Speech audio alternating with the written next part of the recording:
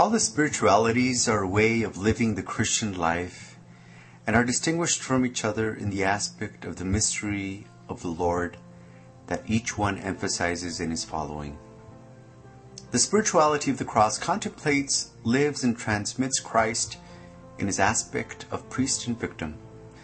The cross of the apostolate is emblem of the spirituality of the cross. It symbolizes, in its diverse elements, the spirituality that gives it life. The dove, the Holy Spirit.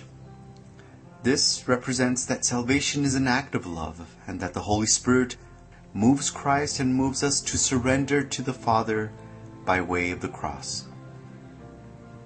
The large cross is a symbol of our human condition, that Christ wished to make his in order to free us from misery, pain, and death, the consequences of sin. It also signifies our daily cross. The heart. The heart at the center of the cross, surrounded by flames, wounded by the lance, crowned with thorns, and shedding blood and water from the wound, symbolizes the love of Christ for his Father and us. The cross we carry is not alone. The small cross. It expresses the personal and most intimate sorrows of Jesus. His sorrow as son at not seeing his Father's love reciprocated. His sorrow at the suffering of those he loves, that due to sin does not live in love. His sorrow for the unfaithfulness of those most intimately associated with his work of salvation. The light.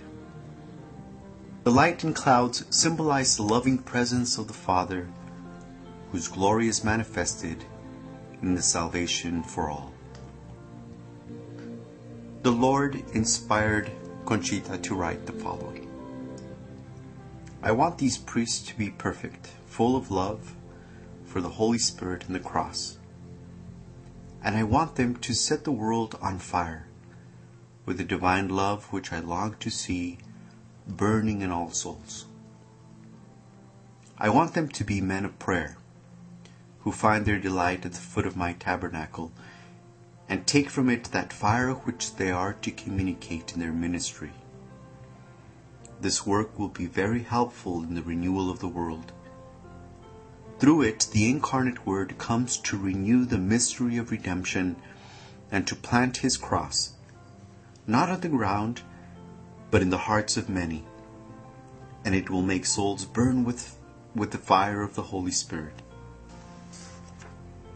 This work is important because it is mine. It is not man's, but God's. It is a plant that will grow and will be a flourishing tree in my church.